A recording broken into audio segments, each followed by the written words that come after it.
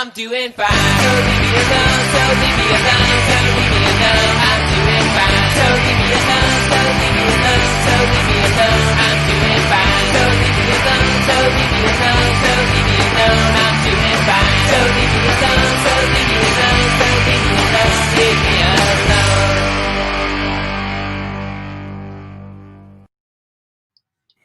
Terry Holloman, let's recap the week. Sunday, which feels like years and years ago. I know that we have this whole time distortion in 2020, but it feels like forever ago that the story about Trump's income taxes and him paying $750 in both 2016 and 2017, that came out on Sunday. And enough, yes. And since then, we've had this historically embarrassing day that was Tuesday with our presidential debate. And then on Thursday, the early news cycle was focused on Melania not really being all that amped up for Christmas, which I didn't really think was that big of a deal, but it was fun to listen to.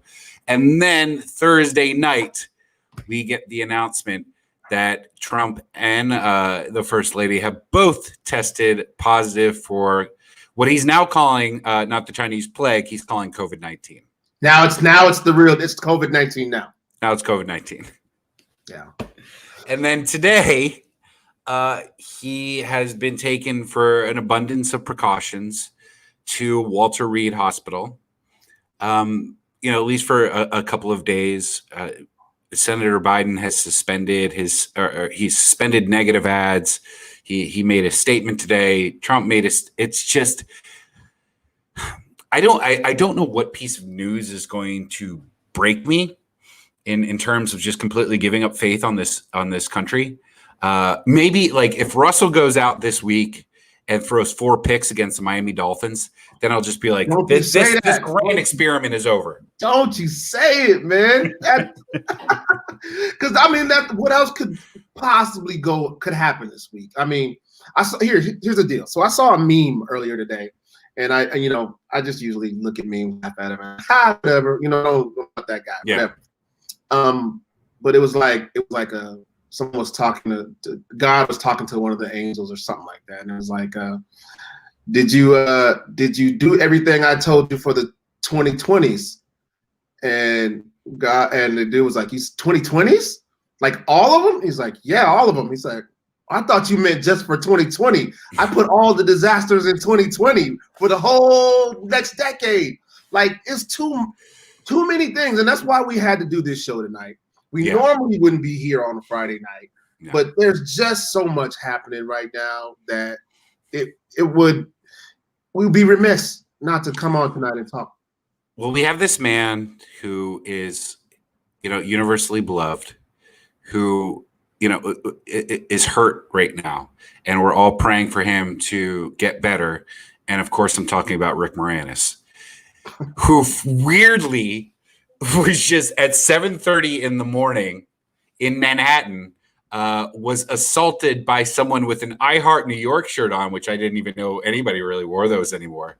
Rick Moranis gets beat up in 2020 is like, I hate the 2020 bingo card stuff, and I hate the enough 20. But Rick Moranis is getting punched, and it wasn't the ghost dog that that ruined his party. It was another human being. No, he would probably be the most non-threatening Hollywood star in history, maybe. Maybe next to like what's the guy that played on the Andy Griffin show? Ron Howard? No, not even Ron Howard, the deputy. Don Knotts. Don Knotts. Yeah. I mean, who would punch Don Knotts? Yeah, it's like Rick Moranis or Don Knotts. And Rick Moranis is like he's just this through and through totally amazing person. Like he gave us wonderful movies, Strange Brew, Ghostbusters 2, which I think is severely underrated. It's a lot better. I love the Bobby Brown theme song. And then Honey, I Shrunk the Kids, Little Giants, which I would argue is top 5 sports movies of all time. Bring It On, of course, being number 1. And then his wife dies from cancer, and he's just like, I'm I'm just not ready to be out there anymore. So essentially retires, comes back this year in a commercial after Ryan Reynolds implores him to, be a spokesperson for Mint Mobile, and then gets punched. Rick Moranis, 67 years old. 67. And even at like peak Rick Moranis. Even at 25. Yeah. Yeah. I mean, there was no age of Rick Moranis where you would think like, oh, tough guy Rick Moranis years. Right. He was always kind of he was the character that he was in Ghostbusters. Yeah. Yeah. Here earlier today, just right before we did the show, I sent you a text message. Yes. And I said, I have something to share with you tonight. Yeah. That is bigger than my Muhammad Ali pictures. For those that did not see one of our earlier shows, or if you saw the opening of this show, there was a picture with me with Muhammad Ali. I had a chance to meet him when I was a kid. What I'm about to tell you, is even bigger than that. This was a bigger moment in my life than that. Wow. Now, I told you I lived in Edmonton, Alberta, Canada. Okay, that's where I met Muhammad Ali. Mm-hmm. The other thing that happened to me as a child, when I was in the 2nd grade in Edmonton, Alberta, Canada, I made my first television debut. That's the thing that got this whole thing started for me. I made my television debut at 2 years old. I starred in an episode of SCTV. What? With none other than Rick Moranis. Rick Moranis. So here, check this out. You're not gonna believe me when I tell you this, because it's hard for me to think about now even. And the reason I'm telling you guys is because I'm going to post the video of it on my social media when the show is over. Yeah, put it up on the Burns and Holiday page too. Yeah, and if you don't know what SCTV is, it was Canada's Saturday Night Live, basically. Yes. And an incredible amount of stardom came out of that.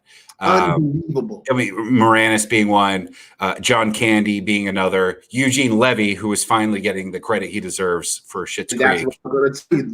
The episode I was on was me, Rick Moranis, and Eugene Levy. And what was your role? And this is going to crack. This is the craziest thing. You know who else was on there? No. Mr. Drummond. Mr. Drummond from Different Strokes. Mr. Drummond from Different Strokes. We did a spoof of Different Strokes, and I was Arnold.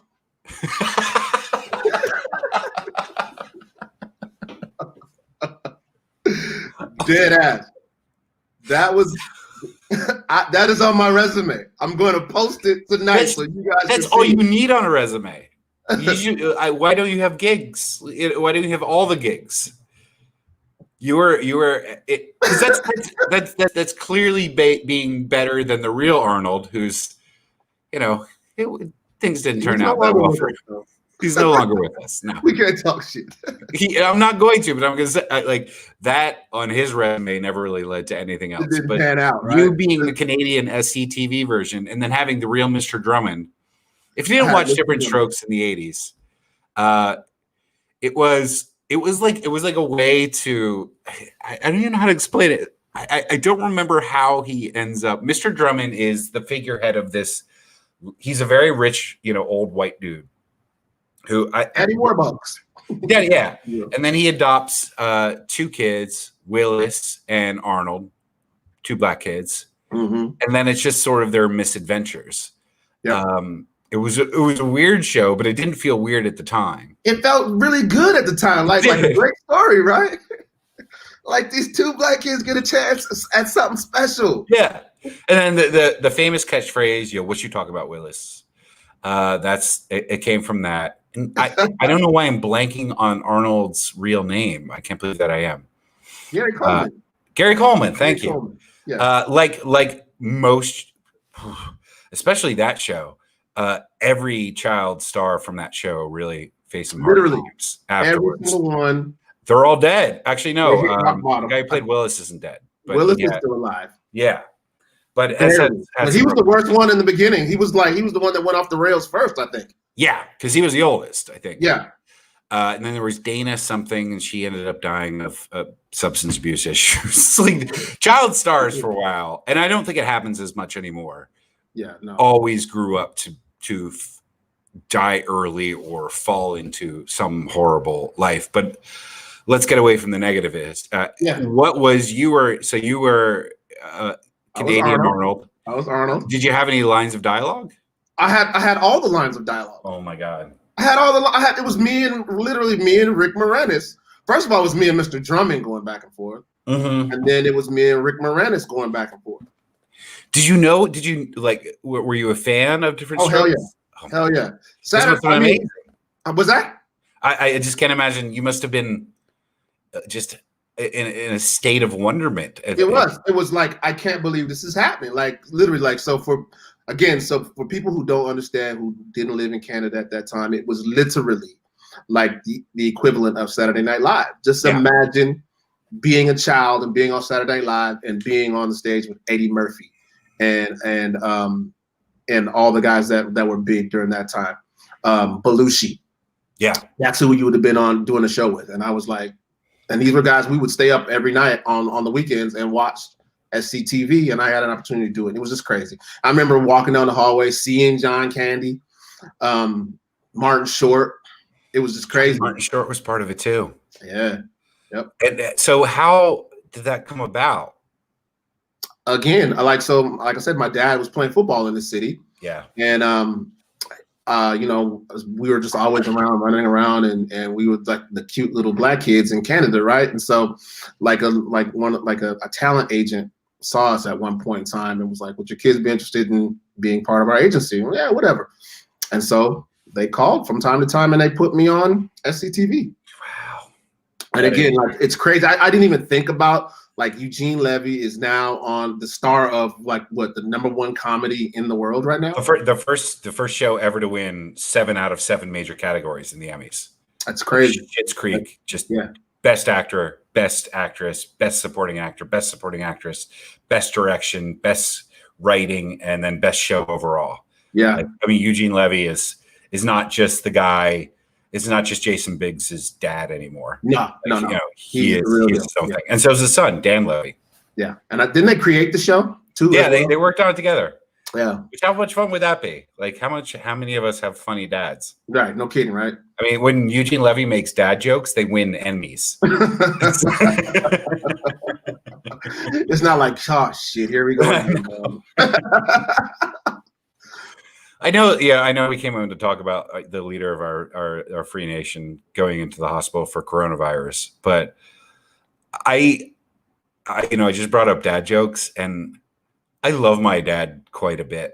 And there's one joke that he makes, and it's going to be when we're no longer able to see each other. When every time a glass or plate breaks or something in a restaurant, he yells "fumble," and then like. He's never gotten a reaction from it because it's just what? Fumble. It says it doesn't just say it to me, like it's not just fumble. He says fumble loud enough for like the entire restaurant. Like everyone's gonna be like, man, next drink's on. One day he's gonna get that slow clap.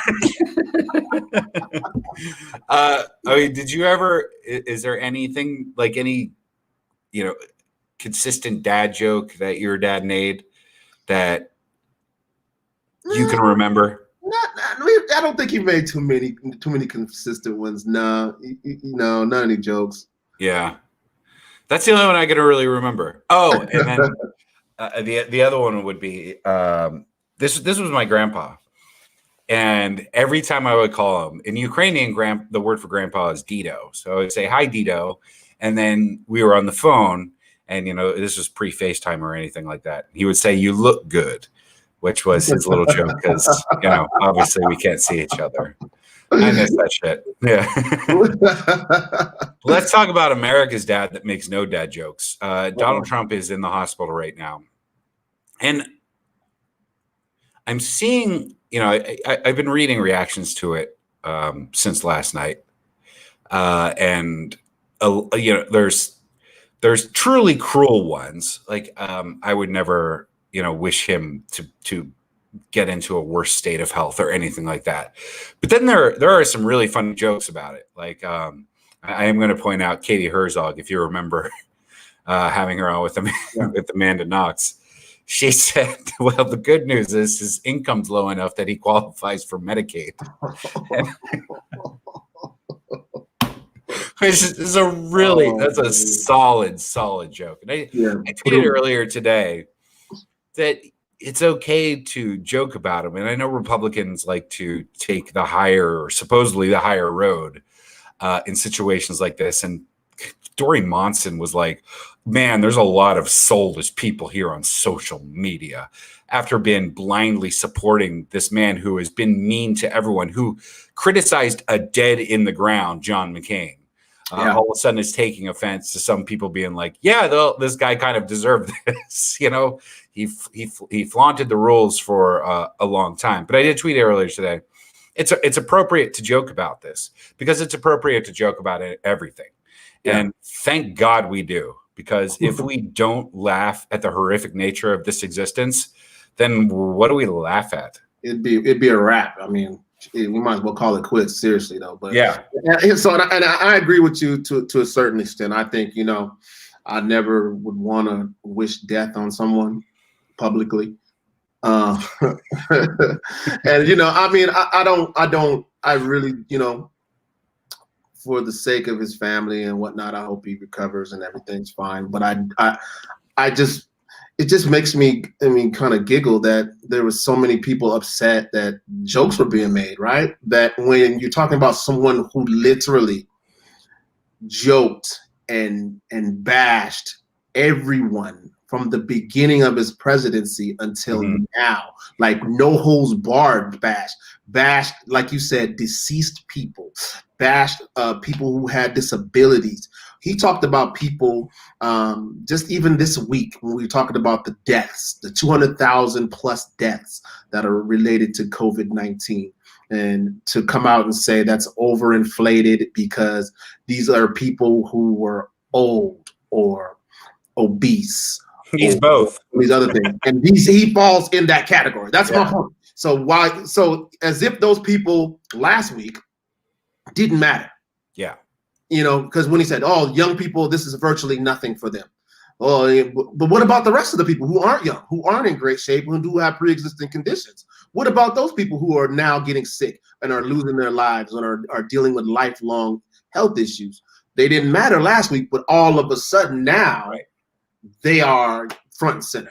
It just strikes me funny that the least compassionate person probably ever born is now, you know, we're not supposed to torch him at all for what's happened this week. Even and as predictable as it was, it still took me by surprise. But it's like this was the inevitable outcome of COVID-19.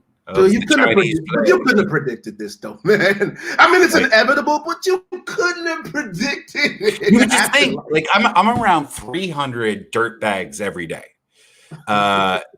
in Capitol Hill, because everyone in Capitol Hill in Seattle, this neighborhood in Seattle, they're all just dirt bags. Whether you work for Amazon and make $160 or whether you're living on the streets, you shower about the same amount of times. And because I wear a mask and because there's a mask mandate, I have yet to contract coronavirus, even though now I would undoubtedly have interacted or been in the same space with hundreds, if not thousands, of people who actually have tested positive. Because I listened to when they said that, it's time to put on a mask. I did. I got a nice mask. It's got 2 filters. It's stylish. I'm into it. And I'm still okay. Whereas the president, as Chris Wallace pointed out today, should have been in the most secure bubble in the world. And because of just stubbornness and indignance to the words of Fauci, finds themselves, actually having the virus. And who knows who else is going to test positive. I saw Barron, thankfully, is tested negative. Senator Mike Lee out of Utah, he just tested positive because he was at the same meeting with Hope Hicks announcing Amy Coney Barrett as the Supreme Court justice. Mike Lee hugged the new Supreme Court justice nominee, but it turns out she's already had it and beat it. So this might be round 2 for her. Mm-hmm. And the president of Notre Dame, it's just been confirmed, has tested positive. He was also at the announcement. Senator, someone on Twitter, who was just right before we came on, I was watching it. Congressman Tom Tillis was also at the gathering, which is called the Gathering. And he's come down with it as well. So we got Hope Hicks. And then I also heard a number of journalists from 3. I don't know who yet. Yeah. At least 3. So yeah, he was thumbing his nose, and just on Tuesday, he was mocking Joe Biden about wearing a mask. And so the biggest mask you've ever seen, which I could see it from 200 feet away. So here's the question. I was thinking to myself, like, so I was getting ahead of myself and I had to think back. But here's what my first question was. After he'd done all this and refused to wear a mask, like blatantly refused to wear a mask and blatantly ridiculed those who did wear a mask. When you contract COVID-19, how do you come back and address the world? How do you come back and address your followers with a mask? How do you come back and because you have to wear it at this point, right? When you've been bedridden, you've been taken to the hospital via helicopter, you have to wear a mask. That's first and foremost. He just tells people that he's always supported masks. Because that's what he does. He just changes it. He'll change it on a dime and like, oh yeah, right? That's his MO. Yeah. And then, his press secretary will come up with 3 or 4 quotes from recent dates where he said wearing a mask. They'll put up 4 or 5 pictures. I was watching Fox News coverage, and every picture that they show is of Trump wearing a mask, as if that's like, oh wow, there's just so many of him with a mask on. It's hard to find one without. The only ones. Yeah, they found the only ones. And then the other thing that we glossed over on Tuesday, and we had our show on Wednesday to talk about the national embarrassment that was Tuesday, was his tacit endorsement of the Proud Boys. Proud Boys, if you don't know, are based on an Aladdin musical, and that's not a joke, but have become this white supremacist group, not just white supremacist, misogynistic, just group of peace. Like, could you imagine, Terry? Because I thought about this. Like, I remember the agonizing reality that I've seen of a few people like coming out of the closet and admitting their sexual orientation, and I wonder if it's like that for the Proud Boys. Where imagine calling your parents and be like, "Mom, Dad, I have something to tell you," and it's difficult, but I have to be who I am. I'm a Proud Boy now. Like, it's just, can you imagine? Not my son. Not my son. Get out. I'm a Proud Boy, and it's what I've always been. I'm just now accepting my reality. I've been hiding it from myself. I can no longer lie to myself, Dad. I've always been a Proud Boy, and someday, Mom, you'll be proud of your son. Like the Aladdin musical that my entire group is based on. But the Proud Boys, which now this story has been swept under 7 rugs, because that's how the news cycle is working, not only 2020, but specifically this week. Like, this has been an accelerated news cycle without a doubt. I mean, no one's talking about the Trump tax refund story anymore. That might as well like happened in the 70s. Yeah, exactly. Yeah. Yeah. And then, but that's still, just because there have been other stories on top of that doesn't mean that it's not ripe for discussion anymore. Because what the Proud Boys did, and the Proud Boys are a white nationalist group who, again, have been tacitly endorsed by one Dory Monson. I'll keep pointing that out because he's a piece of garbage. And they used his words, stand back and stand by, which makes it seem like stand back, yeah, fold back for now, but stand by because I might need you in the future. And then later went on to say that, like, I don't know who the Proud Boys are. And that should be a bigger topic of discussion. But the thing is, it's not going to be. it's going to disappear. And I made mention of this today, and just like you just said a second ago, it's been swept under 7 rugs. How in the world do you go back to that conversation? How does the national media go back to that conversation now that the president and the first lady not only have they contracted COVID-19, but now the president, his situation has turned south so terribly that he's gone to Walter Reed. And I get that. Yeah, I mean, I get why CNN has moved on. Yeah. But I feel like we should still have that conversation. Like we should, but I'm talking about collectively, the nation as a whole has, just like anything else, any other time, it moves on, and it shouldn't.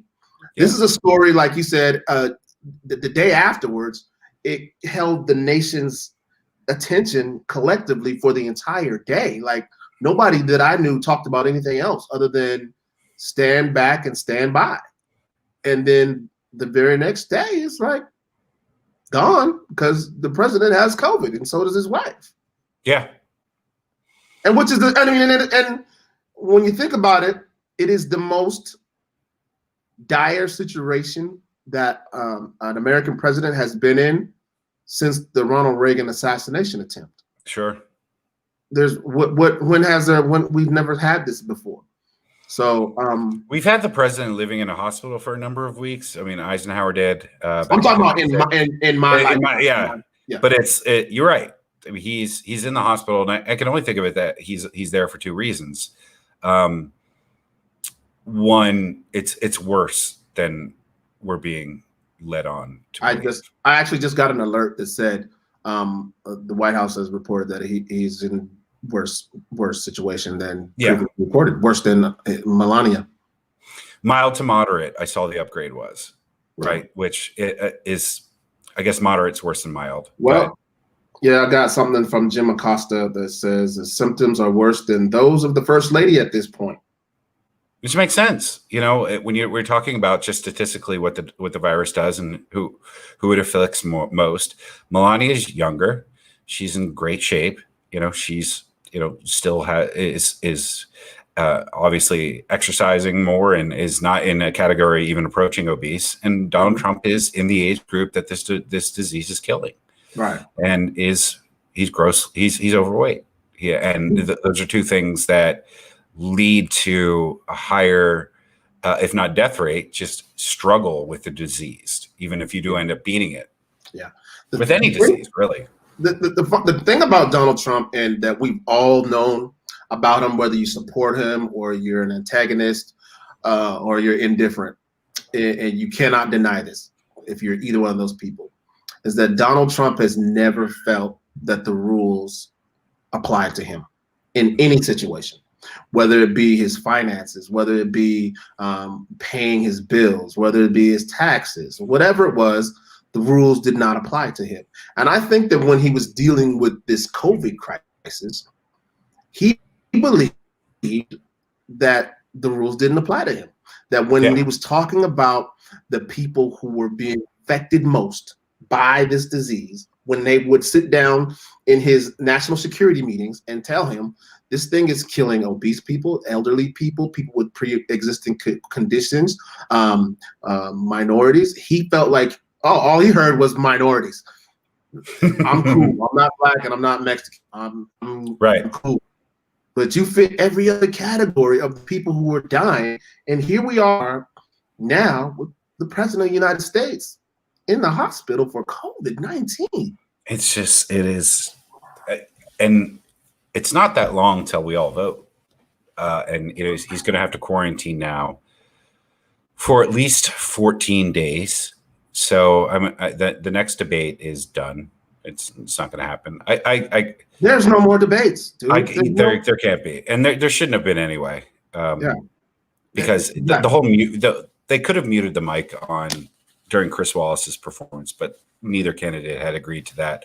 Right. But that would be just as embarrassing if you could see someone's lips moving and the mic just isn't isn't working. We probably could still pick him up on the other mic anyway. So exactly. We do have Kamala Harris and Mike Pence debating next Wednesday, but this it just adds to the surreal nature of our existence. And I don't even know if 2020 is to blame. Like it just happened to occur in 2020. Like all of this was sort of inevitable, and it's just this is the year that all these shit shows came together. I'm gonna blame it on 2020. So you think January 1st, 2021, and everything? I don't even know. Like on the first, everything's gonna be all better. Right. No, I can only hope, man. I can only pray.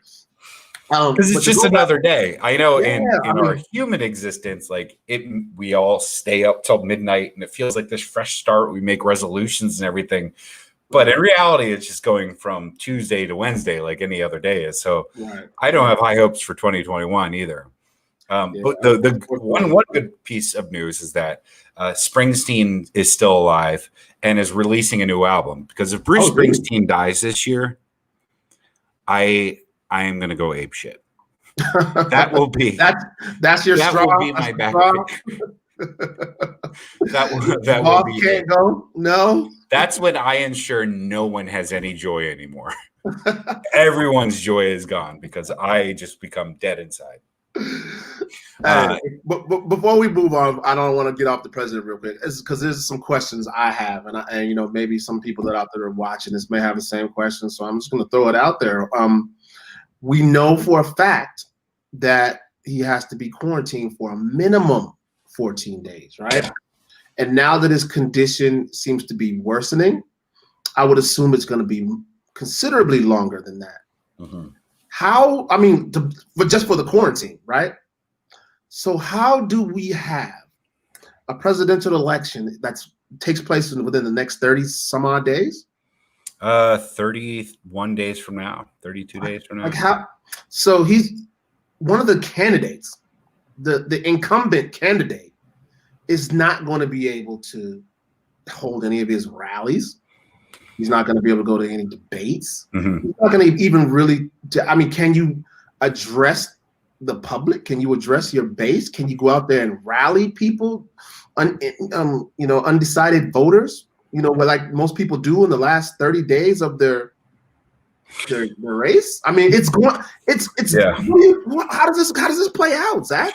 Well, now that question would have been really a lot more hard to decide in, say, like 1964 or whatever. But now Trump still does have a way, and he's been irresponsibly having rallies anyway. I mean, people forget Herman Cain went to a rally indoors, even though Trump said he only had outdoor rallies, and died from COVID. So Biden has not been having these massive rallies, and there are ways now for you. Even let's put social media aside for a second. Trump can go on Fox and Friends whenever he wants. Trump can go on Hannity whenever he wants and reach his base. And then with the social media aspect, Trump can reach. I saw today he's at 86 million followers. He can reach all those people, so he can still campaign. He can still campaign. You know, as long as he has a Wi-Fi signal and cable. But Zach, think of the image of Donald Trump.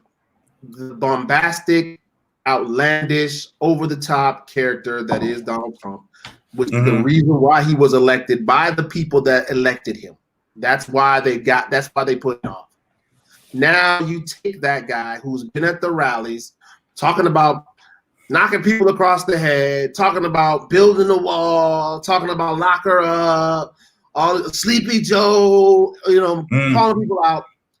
Now you transpose that to a hospital bed, to a guy. He's in a gown. Yeah, he's not gonna want that image. He's not gonna want it out there. No, I doubt we'll see him very much in anything at all, in anything like a hospital gown. But just because he's put himself in this situation doesn't mean the election stops. Like, sorry, buddy. Well, I know it's gonna go on. Absolutely, it's gonna go on, but. How does his campaign go on? That's what I'm saying. I guess the only way, and this is such a long shot, this is such a stretch, is that he beats it He looks more live because from what I've seen, coronavirus does lead to a decent amount of weight loss, like most flus do. And he comes back and he's strong. And But there's I'm sorry. I got to stop you right there before you go on. You said you get skinny because you've been sick. You get skinny because you're sick. It's the worst reason ever to get skinny. Like no one ever recommends it as a as a form of dieting. I almost died with COVID. Yeah, I almost died, and that's why I looked at working.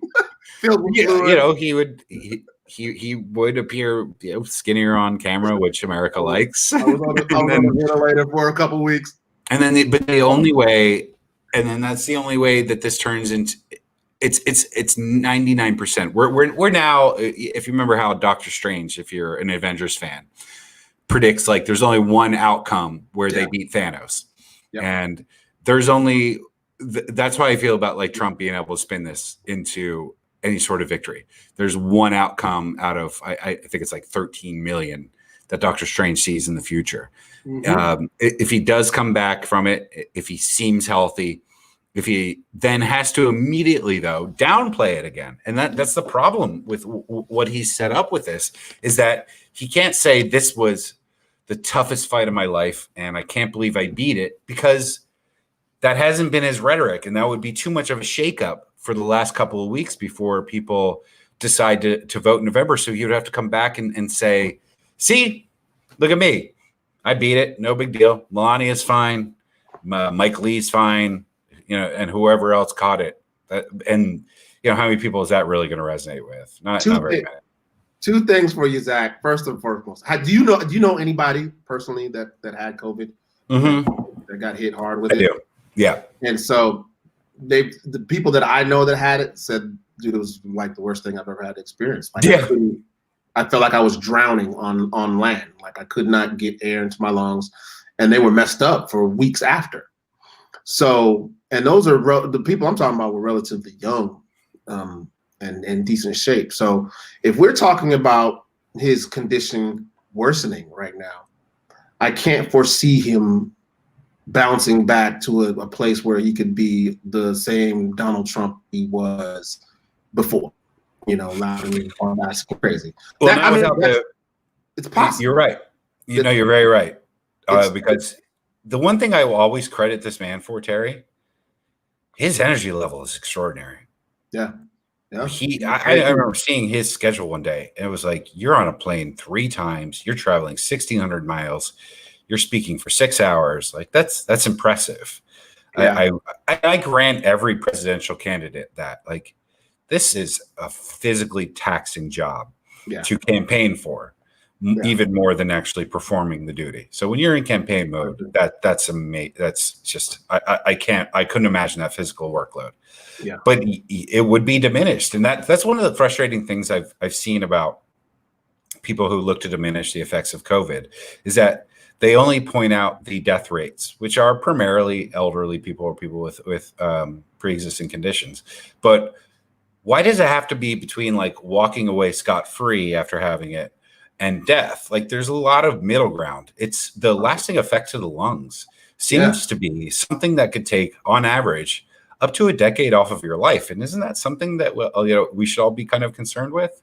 Absolutely, yeah. And that's it doesn't kill you on the spot, but instead of 2047, you're going out 2037. Life and diminish your quality of life. Yeah, all that running you used to do, you're not gonna do that anymore. Not gonna do anything. Yeah, all that crap, it's done. Good. Yeah. Yeah. So now, you're absolutely right about that. The other thing that I wanted to talk to you about with this one, and it's something that I think, it's sad that we have to address it, but I think we should, Zach, is conspiracy theories that are rising because of this whole COVID President Trump thing. Have you heard them? Obviously, there's a bunch of them floating around. Well, I've heard, and at first, Michael Moore, who we're done with right now at this point, right? Like, no, he's like Ralph Nader, like, nah. But he thinks that Trump is making the whole thing up. I refuse to believe that. I do. If I'm proven wrong in the future, then I'm still glad I didn't have that level of cynicism within me. And then the other one I'm seeing is I can't remember who put it out, but isn't it strange that all these Republicans are getting it and no Democrats are getting it? Yes, there's the Democratic, deep state. They've infected them with the hoax virus. If there's a Democratic deep state, why don't we have control of anything? Our deep state. If we are deep state, this would be a typical Democratic deep state. Our shit is shallow. Yeah, we're completely ineffective. There's a lot of infighting. We reluctantly finally vote for someone that we don't really like. Like that would be your typical Democratic deep state. Yeah, the deep state sucks if it does actually exist. But yeah, I did see that, and there was this long litany of Republicans who had gotten it, and I thought, well, Tom Hanks got it, and he counts for like 17 Republicans. At least, great. Yeah. And also, I think this same Twitter thread said, here's the Messiah of the left, and it was Fauci. And I was like, yeah, that's fine. I mean, you can call him my Messiah. When he told me forcefully, as forcefully as he could, to wear a mask, I did forever going forward. I never had an issue with it. And when you think about the people who have brought up mask wearing as a constitutional or freedom issue, it's never Democrats. It's always Republicans. Yeah. I mean, I'm trying to figure out when it became so in vogue for certain people to just ignore your doctor, to ignore science. Like for real, like I've known conservatives my whole life growing up. I've known Republicans, and I always thought, they were, rule of law. We love our teachers, we love our doctors, we love our law enforcement, right? The doctor is not trying to lie to you by telling you the mask will help save your life, but you're infringing on my rights by making me wear a mask. Right. Did they infringe on your rights by making you wear seatbelts too? Right? I mean, well, there was that case that was made for a while. It was, yeah. I mean, but because here's the two dumbest words in the English language, Terry. I swear, slippery slope. Before you know it, it starts today with masks, and then before you know it, we all have to wear hazmat suits, and then we're just dressed in human-sized condoms. Like it's just it's there. The slippery slope shit. It just always drove me nuts. Like, well, whatever. That was Seattle was one of the first in the nation to impose a $15 minimum wage, and I remember the national reaction to that was, well, why not $6,000? This is the direction. This is the slippery slope. Well, because slope, right? Because 15 is just way too much. Well, 15 is what they're asking for. So 15, not 6,000. And we're just asking for this tiny little piece of cloth to go over for let's say 85% of Americans, ugly, chubby face. And then you're doing yourself a favor in a lot of instances, because you're kind of mysterious now. Like, is there an attractive person under that mask? Maybe. Because I've seen a lot of people now that I work with, and I saw just their eyes and be like, oh, they're decent looking. And then it's their whole face, and it's like, Jesus Christ, what a disaster. Like the mask for a lot of us has been a wonderful thing. So take that, and then there isn't a phase. There's a step two. Phase is probably the wrong word. There isn't going to be this full face mask. It's just this tiny piece of cloth that you have to wear when you go into a store or go onto a bus or go all the places where there are other people. And I've just never understood why anybody saw it as anything less than a sign of respect for someone else's health. Like even if coronavirus was winding up, whenever that happens, I'd wear it it just shows your humanity to the other people around you. Yeah. And honestly, you should, like you said, wear it for selfish reasons. It's killing people. Yeah. It's killing people out there. Like you don't know. See, here's the thing. So you don't know what that virus is going to do to you. You have no idea. Like there are people who have been perfectly healthy teenagers, for no apparent reason, come down with COVID-19 and they're dead. Yeah. And you don't know if that's going to preventable. You don't know. I smoked for a very long time, Terry. And so my lungs seem to be in good shape. But one of the things that this disease goes after is the lungs. So if my lungs are already compromised, it could just exacerbate things. And again, I lose those 10 years that's been happening. You see, people in tip-top shape, not dying. It doesn't have to be those two things, but losing a quality of life that they once had because of this disease. And man, for a mask. Then now, you could. Who hasn't turned it into some sort of fashion accessory? You got a Gucci mask, whatever it is. Mask, your favorite college, Hello Kitty. Yeah, you name it. You got the mask for it. Yeah. I was actually on a King County Metro bus yesterday, and I didn't take part of it. And I'm glad that I didn't. But some guy got on without a mask, and this other kid with pink dyed hair and a BLM sticker and a anti-swastika button, just this total punk rock activist, starts chirping at him like, "What the fuck? Why don't you have a mask on?" And the other guy's like, "You don't want a piece of this." And the bus driver stops, and God bless the bus drivers of Seattle, because I ride the bus every day, and I like to think myself as a rather normal, rational person, but I'm in the minority on these buses. Everyone there, I've seen so many people just smoke cigarettes on buses, and no one cares anymore. But so the bus driver stops, and this guy, the punk rock kid, starts challenging him, and they just have this war of words. And then the punk rock kid shames him off the bus. And I was like, that was I'm glad I wasn't involved with it, because I was my work day had just ended, and I was just ready to go home. I'm done. Because I saw him come on the bus and notice he didn't have a mask, and it was just all right, I've at most 4 more minutes on this bus. But the thing about it is, those guys, man, when you're on, is because I've seen a couple of the people that do that as well. And sometimes I think in my head, maybe he just forgot it. Maybe he left it on his counter. Maybe it's in the wash. But at this point, that's an early June excuse. Well, at this point, it's if you forgot, because I have gone out of the house. There's just some days you wake up with this wonderful ignorance that we're in a pandemic, and I just leave, and I'm like, and then I'm 20 feet outside my house. I'm like, holy shit. I totally forgot my mask, and I run back up and get it, because I've been wearing it now for 8 months. So the whole forget it thing.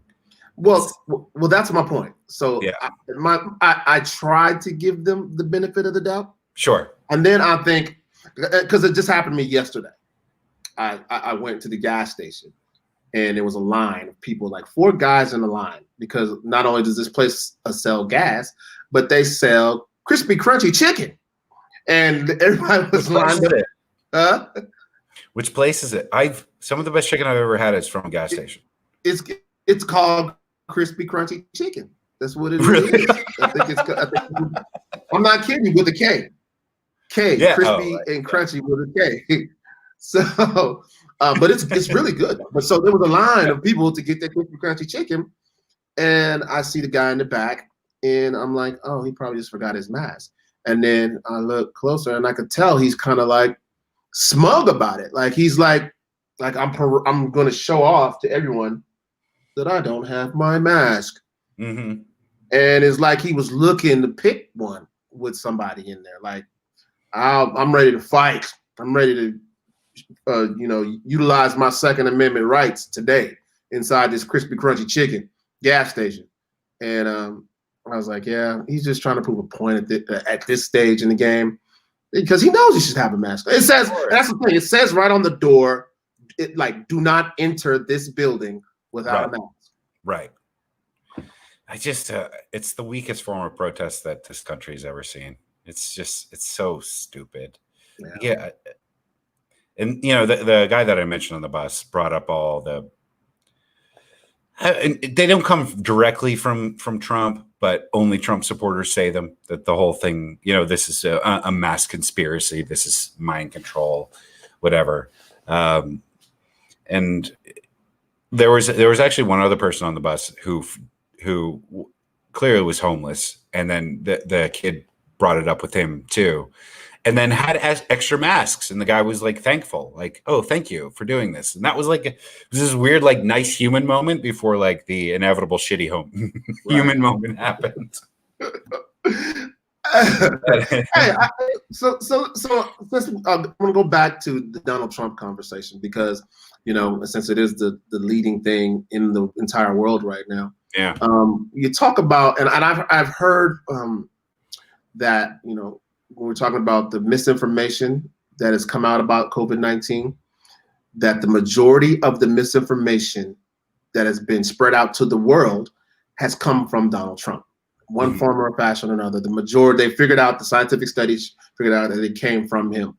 So when we see these people out in the public that are actively protesting by not wearing their masks, whether it's in the gas station or at the rally, okay, now that Donald Trump has come down with this virus, the man who was the ringleader of the anti-mask movement, does that move the needle with the rest of them? Or are they still so brainwashed that they can't see that the man that they've been following, who should be the most protected man on the planet, is now in Walter Reed Hospital fighting for his health and life? You would think that would be the case until I read a quote today from Greg Gutfeld, who's on this show on Fox News called The Five, and who's actually made me laugh before he became a Trump sycophant. Like, he used to be kind of funny. I think that's the dark-haired guy. He's just the whole. He kind of looks like me, because don't we all?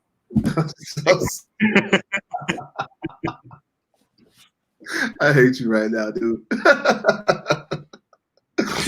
And he said Trump did this for us because he wanted to show to us that he was never afraid of the virus. He put himself. Now those are quotes. Now I'm going to paraphrase a little bit because I don't have the direct quote. But the gist of it was, and someone has transcribed it, and it doesn't get any better, is that his bravery, his brazenness, and still being out there and conducting daily business the way that he did was a shining example to the rest of us. And I was like, that is probably where those Trump absolute diehard supporters are going to take this. Like, look at this hero who still stuck his neck out for the rest of us, and ended up getting the disease in some sort of act of bravery. That's not something that's going to play come November 3rd, but it is going to be something, I feel like, because I heard it once today from Greg Gutfeld. Is not an insanely right voice. He has become more so lately. But can you imagine what Hannity is saying tonight? Like, I really can't. Like, to me, when you say those type of things, I can't hear that and not think instantly Jim Jones. I can't hear it and not think like David Koresh. You know, like, if you follow these people into the flames, you will follow these people. You will go to the island and drink the Kool-Aid. Because he told me to. Because he did it first. Yeah, they will. Because think about what Koresh and Jim Jones were. I mean, Jim Jones was promising like a spaceship to take you to another planet, right? Crazy. But he still got like 200 and some people to kill themselves to get on the spaceship. At the same time. At the same, Donald Trump is just like, you know what? If you elect me, I'll just kill all the Antifa. Those are real things. Like, that's something that, seems more manageable of a goal. So people will get on board with that. Yeah, but I'm the one that's stepping out for you guys without the mask. I'm the one that's, I'm going to lead the way. You guys do the same. And now I'm on the ventilator in Walter Reed. Yeah. And that's the example we want to follow? Terry, it just, you've seen it and I've seen it. People hate progressives so much. I mean, they hate you for two reasons. I only get the one. Yeah. So your life is at least twice as hard as mine, despite your massive acreage out there in Snohomish. Lots of grass. That's all. But no matter what, if I frame things coming from a progressive mouth and brain, I could say the most benign shit. I once got death threats, Terry, because I said I don't like the Seattle dog, which is a hot dog with cream cheese on it. Because I'm a Democrat saying that. Why? I don't know. Because people are crazy. Why don't I like it? I don't like it because it's disgusting, and because I love abortion. That's like the way that people heard it or something. You're trying to make us all gay. Yeah, right. But there is, and I don't think it happens the same way going the other way. Are there people who on the left who hate everything a Republican says just because they're Republican? Of course there is. Scott Adams being a pretty good example, the creator of Dilbert. But I never got the sort of like violence, not physical violence, but like the threat of violence coming from the right, just because I put a thought out there as a Democrat or as a progressive. Yeah. And that unites so many people. We talked about this on Wednesday.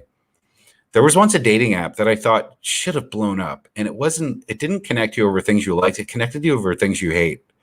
I thought that's a much better idea. Because I wouldn't wrong emotion, right? Hate is like I would much rather meet somebody who hates Haley Joel Osment than likes The Masked Singer.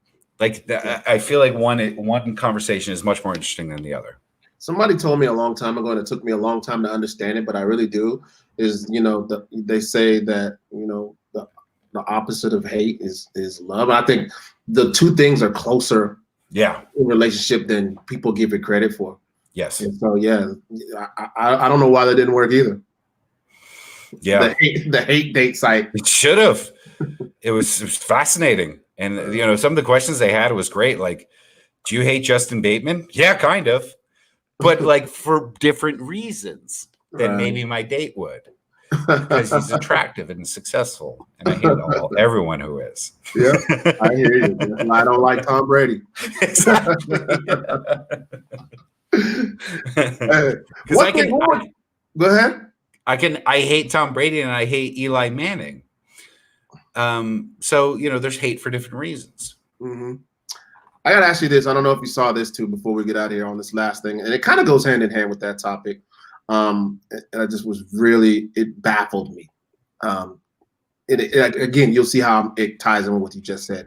Do you hear about Jacob Wall? Yeah. And, he's a really far-right conservative activist who's been in trouble before for doing some sketchy things. Yeah. But most recently, he and another guy were arrested on several felony charges in Detroit, doing robocalls to predominantly African-American homes, telling them not to vote because they were going to be arrested. They were going to be given a vaccine forcefully.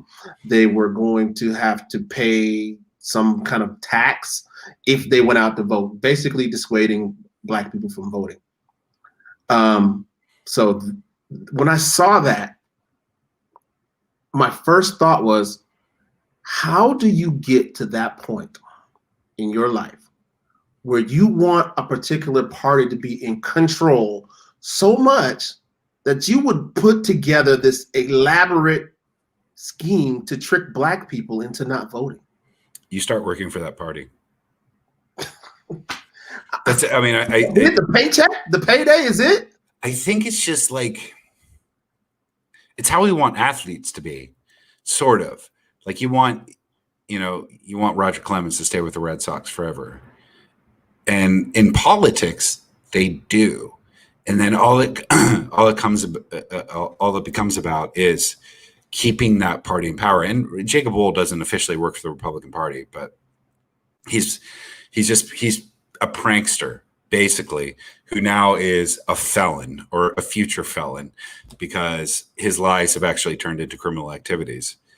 But he got attention for his previous schemes, and everything that he's ever done has been proven to be a hoax, but only to people like you and me, Terry. I mean, there's other people who still believe that whatever it's like James O'Keefe with Project Veritas.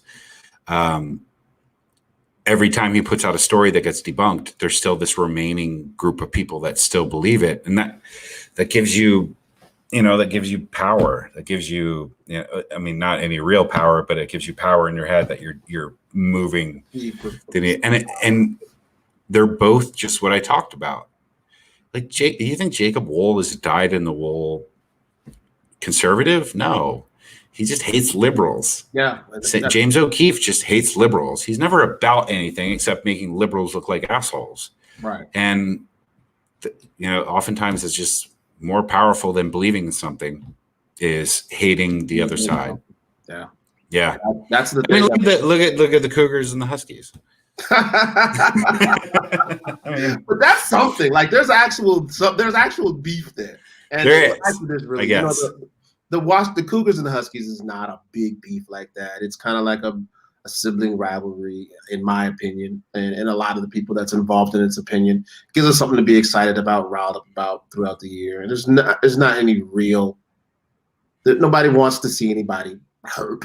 Let me use a better example then. Philadelphia and anybody, where we would literally beat the shit out of somebody in their parking lot if they had a Washington football team jersey on.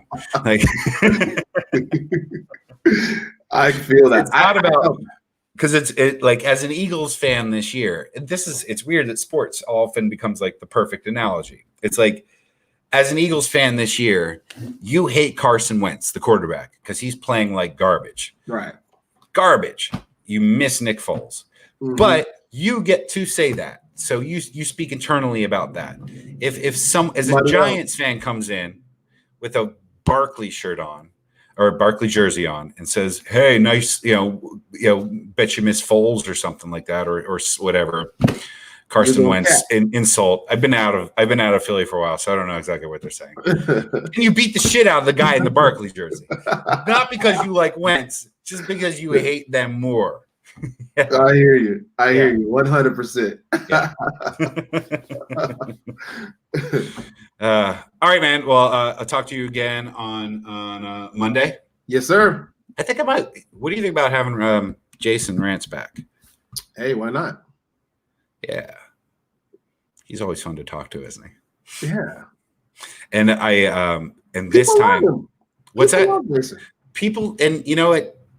I defend Jason to the end of the earth because I think that he's important to Seattle media, because he does present another side, often as irrational as it is, but he does, and I think that's kind of fun. And I would actually like to do it differently this time, Terry, because the last time we had Jason on, it was with Brandy, and Jason and I still clearly probably more on my side because he's on Fox News 7 times a day. We have some issues we still need to resolve. But this time, wouldn't it be fun just to double team him? Like, let's just pound on him because which I think he would just actually welcome. That's a hell of a soundbite right there. Yeah, right. And someone is saying, Terry, is your birthday soon? It is. It is on Sunday. On Sunday, it is. Yeah. Sunday. What plans do you have? Not one. I'm gonna watch football. I'm gonna watch some Seahawks football early in the morning. Yeah. Let's see where the day takes me. I'm hopefully stay alive. Hopefully, the sun doesn't explode. The crust doesn't open up and swallow me whole. True. Being 2020 and all. That's all you can ask for. And you'll get a cake I'm sure. I think I'm gonna do that. I'll do Cool. that. All right, man. I'll talk to you on Monday. All right, Have a great Zach. weekend. Happy Hey, birthday. and don't forget, check my social media in about 5 minutes. Okay, I have yes. my television debut. Wait, so you have the whole video? I got the whole thing. I can't So wait. I actually bought. My wife gifted me the box set of SCTV's greatest hits like years ago, and then I actually found the clip on YouTube right before. Oh my God, that's fantastic. All right. Yeah, I'm gonna Well, post. it's youtube.com/BurnsandHolla, Facebook.com/BurnsandHolla. It helps us a lot if you click the share button. And yeah, we'll talk to you again on Monday. See you, buddy. Right on. See you guys. Sure.